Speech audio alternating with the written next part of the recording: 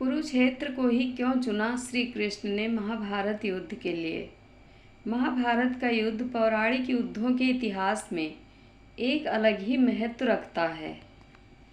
इससे ही भगवत गीता का जन्म हुआ।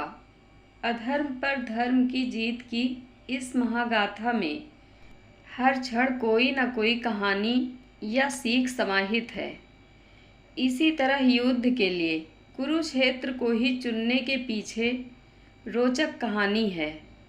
अज्ञातवास पूरा कर धृतराष्ट्र से अपना राज्य मांगा तो दुर्योधन ने सुई की नोक के बराबर भी देने से मना कर दिया।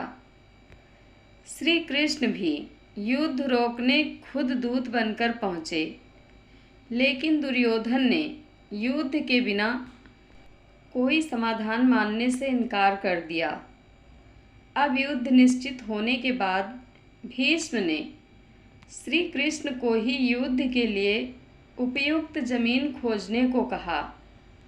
चूँकि खुद श्री कृष्ण जी जानते थे कि यह युद्ध मानव इतिहास का सबसे भयंकर और ऐसा युद्ध होगा जिसमें सगे संबंधी आमने सामने होंगे। इसके लिए ऐसी भूमि देखी जाए जिसका इतिहास बेहद कठोर हो, जिससे युद्ध में अपनों को सामने देखकर सबका मन विमुख हो जाए। सभी दिशाओं में छोड़े गए गुप्तचरों को ऐसी ही क्रूर और निर्मम धरती की तलाश का जिम्मा सौंपा गया।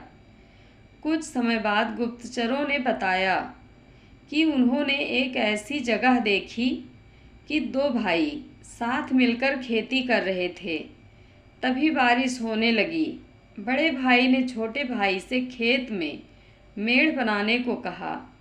यह सुनकर छोटे भाई ने उसे कहा कि आप काम स्वयं कर लें, मैं दास नहीं हूँ।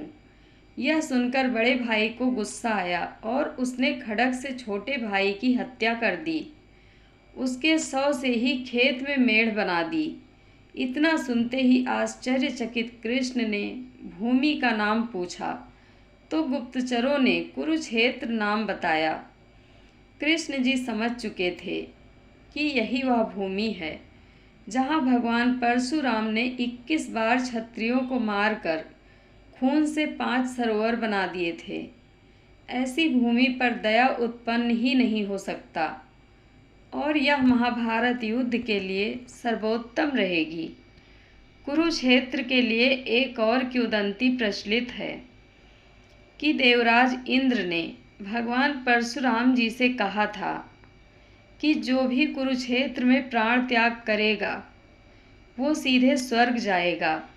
श्री कृष्ण जी भी यही चाहते थे कि सारे महावीर मृत्यु के बाद स्वर्ग जाएं। जय श्री कृष्णा।